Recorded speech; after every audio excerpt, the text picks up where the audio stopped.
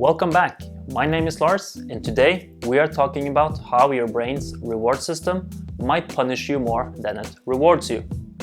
If you want to better understand what drives you away from a productive workflow and want to get some tips and tricks on how to avoid being sidetracked, then keep watching.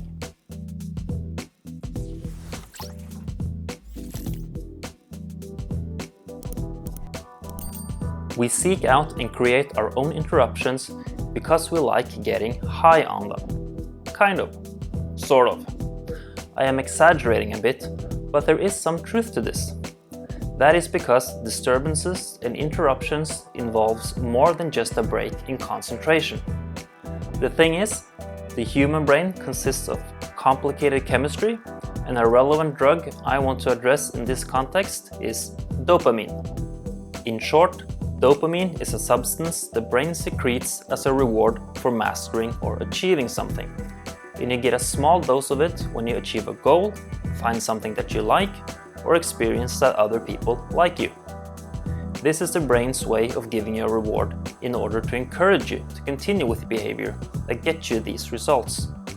To put it in perspective, dopamine is a drug that you get a very high dose of when you consume cocaine, which you probably already know is highly addictive.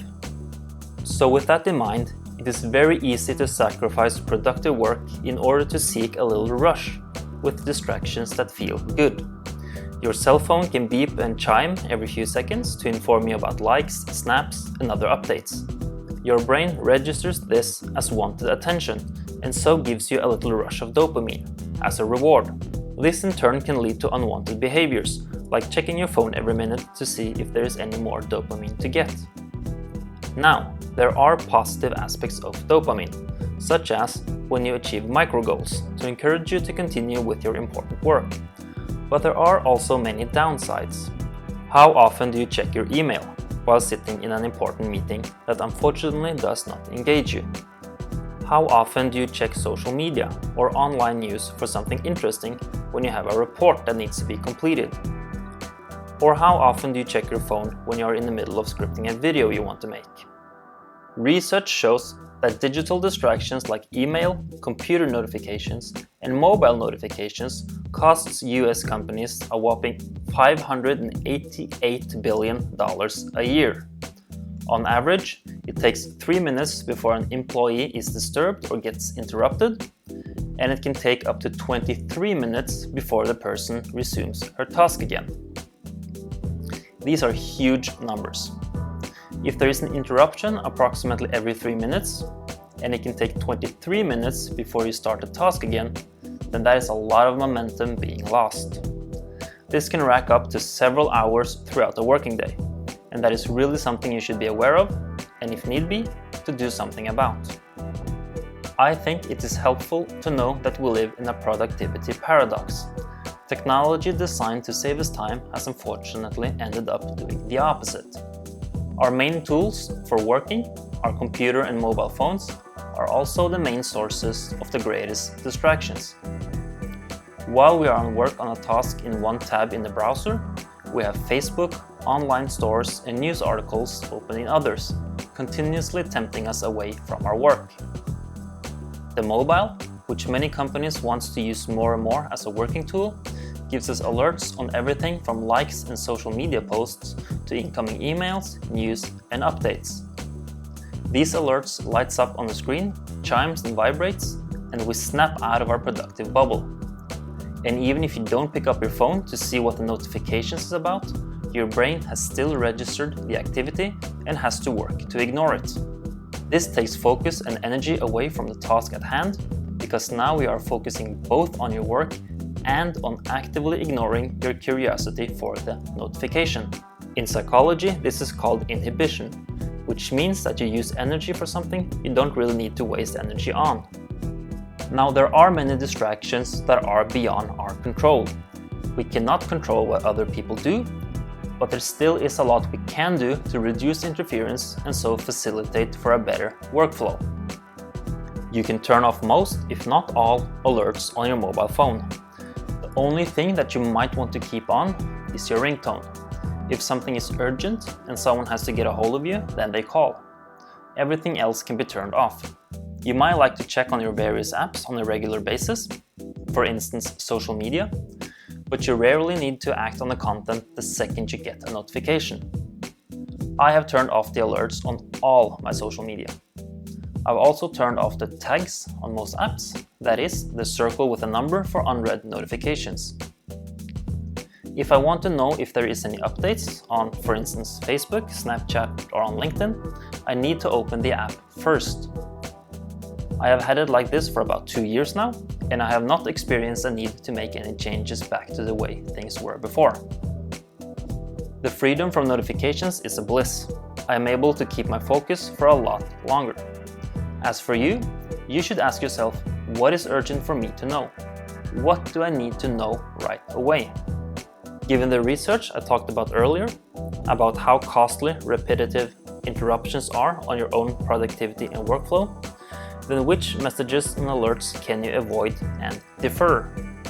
Not only do you influence your work in a positive way by removing the alerts, but once you feel you can take the time to open the apps and take a look at the notifications and updates, you now have the time to read them and respond to them accordingly, without feeling a need to get back to work right away.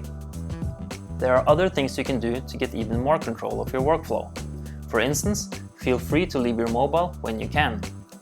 Do you really need it when you're having lunch with colleagues in the cafeteria? Or can you use the opportunity to take some mobile time off? When you're on the bus or the subway, do you take out your mobile from your pockets out of habit? Or do you take it out because you have something you need to do? I think a lot of people can benefit from using their phones less. Your eyes can use some rest from the screen, and your brain also benefits from a break from stimuli. Personally, I have actively chosen to rarely use my phone when I take public transit, even though I don't have anything else to do, just to get a break and to feel less addicted to being distracted and entertained. And it feels quite nice to have a break. Often, this is when I get my best and most creative ideas, and I think that is because I give my brain time and energy to be the problem solver that it is supposed to be. But it is not only technology that causes interruptions. You can also benefit from choosing suitable surroundings that work to your advantage. In many cases, open office landscapes and an open door policy can become major sources of disturbance, as it encourages interruptions. Bill Gates, for instance, operates with 6-minute sequences for his meetings. His meetings last 6 minutes, or 12 minutes, or 18 minutes, and so on. His time is important, and your own time should be important to you. The point is not to reject others, but to gain control over what to do and when to do it. You want control over your own workflow rather than being thrown around by circumstances.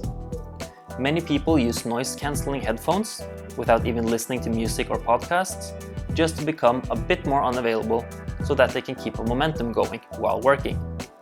It can prevent interruptions, and it increases the threshold for others to interrupt you. Should they try to get your attention, then it should be something that makes it worth the extra effort. Also, you can probably become better at saying no. Doing tasks that are less relevant to your work and your responsibilities is also a kind of interruption. And since you want to be cooperative and liked by others, it is easy to say yes to tasks and meetings that you don't really need or should prioritize. Time spent on one task is time that could have been spent on another one, and time is a non-renewable resource. Good managers and employers will respect that you say no to a task if you have a good reason for it.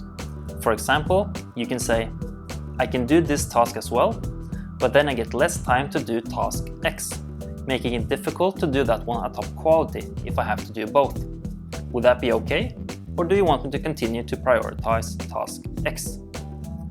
By framing it like this, you leave the responsibility and decision to your manager, and you ensure that you both agree on what kind of results that can be expected.